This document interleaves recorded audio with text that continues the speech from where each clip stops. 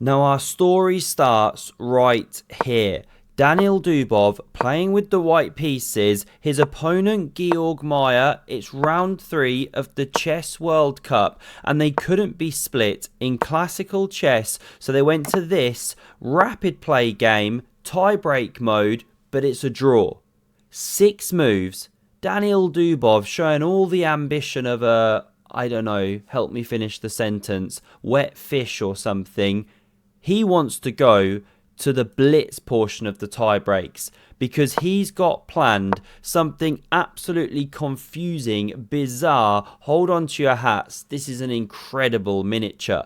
Now, these are the most common moves for white, right? Maybe you could eye up a bit of that if you've done a chessable course. But Daniel goes for the Vienna game with knight c3, knight f6, bishop comes streaming out, and it invites this little tactic.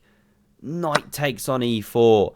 Very common opening trap, well, not trap, but variation. If takes d5, you win back the piece. This is the idea. If you try and flick in this, by the way, no good. Black sets up the big black center, doing great. There's a nice way to blunder a knight. You have to come here. Okay. So this is the idea if you take. Daniel doesn't take.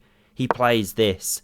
This variation, by the way, is known as the Frankenstein Dracula variation. If you want to look it up, you would think it's a joke. It's not. Genuine name. Halloween's just left us, but Daniel's getting spooky. Now you're threatening mate, but also the pawn. So this is the way to deal with it all. If you take here, you get nothing. Black blocks, queen's off the board. What to play for? So this is the idea. And now bishop b3 drops back, bishop e7 is best, but so many games follow knight c6. So easy to trick and trap your opponent in this line. If you want to learn it, use Lotus Chess. Link in the description. Best opening app I know. This was the move on the board, and this is the follow-up. And of course you're hanging a knight, but not really. If you take it, you're going to checkmate. So that's why pawn g6. Okay, queen goes. You've stopped the mate. Are you not losing a piece? Well, no. Queen f3 renews the mate threat. So you don't have time to win the piece. This guy's defending, right? Excuse me. Now you can play pawn f5. Strongest move, apparently. But this was played. White could now play g4. Chase it back to h6 where it defends. Then g5. Then it can hop back. But those moves weren't inserted. The immediate queen d5 played, going for the checkmate once more. So knight h6 played once more. Queen e7, by the way, was losing on the spot because of this crash through check and everything. But now d4. Hang on a minute. The knight's under fire. How tricky is this opening? It's unbelievable. It's a minefield. So d6 was played in response. You have to understand that it's okay to sacrifice an entire piece right now because you're winning it back. Bishop e6 is played, stopping the mate. This was the point of d6. So the queen goes away. Given the question mark, why? Apparently bishop g5 was better. I mean, this is all just crazy, but this was played. Takes on b3. And now if you take here, well, black takes here and emerges way ahead in the game. Takes like, sorry, whose move is it? Like this, and you can take like this, and black's just winning. I think, what, a pawn ahead, lead in development. So we didn't get takes. Whoops, takes. We got this one. Now if king takes, well, then takes here. Right, let's check the line because it's going too nuts already. White stands a lot better, a piece ahead. This is the critical point. Let's try and stay with it because I'm getting confused. Bishop c4 is played, attacking the knight. And I say I'm getting confused, not because I'm some crazy strong player, but because I've spent an hour analysing it and I'm still getting confused. Now this knight's attacked, so if takes, then takes, okay. So bishop is saved. This is the top move. You hit the rook, and it's no good playing this. Or you can attack the queen as an interception move, or an intermezzo rather, then save the knight. Again, white's a piece ahead. So in the game, bishop takes on b5, gets the brilliancy because you leave a rook hanging, but the rook's immune. I mean, can you believe that?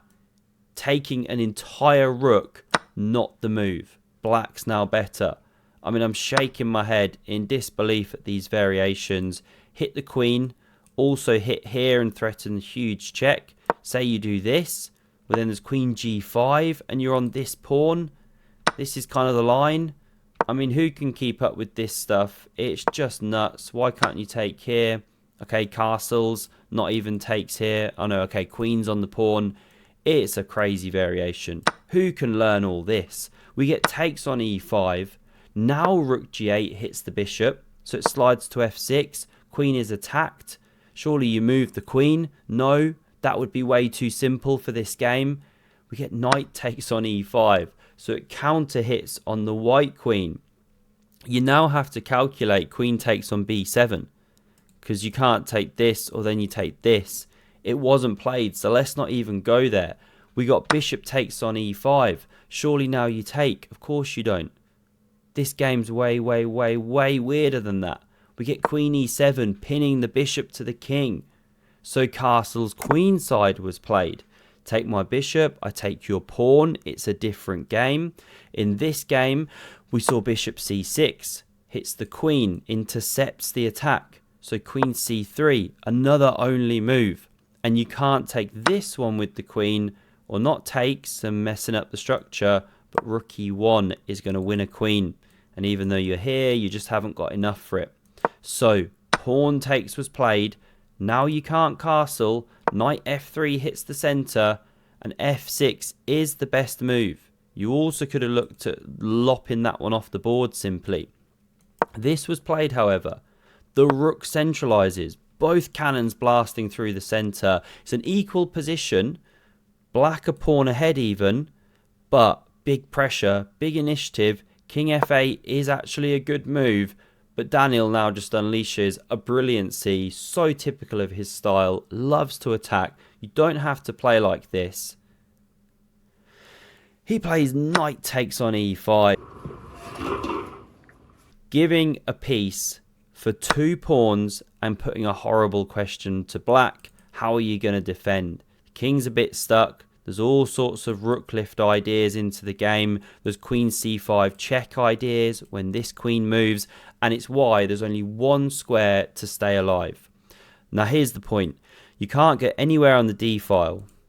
The rook cuts it. You can't stay anywhere on the e file. So you can come f7, g7, or you can come down this diagonal. Now f6 was selected in the game. You can't go to g5, you get taken. If you go to f7, then there's a check. And after king here, forced, you win the queen. Same if you go to g7, where you can see you're getting boxed in. That's just horrible. Check and leads to a mate. So this was actually the move to play. You just hold on. I'll show it in a moment. This was played in the game. It loses on the spot. Because can you find the winning tactical shot? It's rook e8 check, of course. And if king or rook takes that one, you pick up a whole queen. So the king stepped up, but now check, and it finishes the game. Because if the king takes the rook, you take here and win more material. That's an exchange ahead, and the attack rumbles on. If you block, what's the winning move? Check. Okay, queen e7. Didn't go this far. Check. Why is it repeating the position? Okay, rook e1. And again, you're going to win the queen soon, I presume. Or checkmate. Apologies. Thought I had all the lines ready. And here you have to give up the queen, or else you're going to get mated. Fine. We got there. We deduced it. So you're just dying in all of these lines here.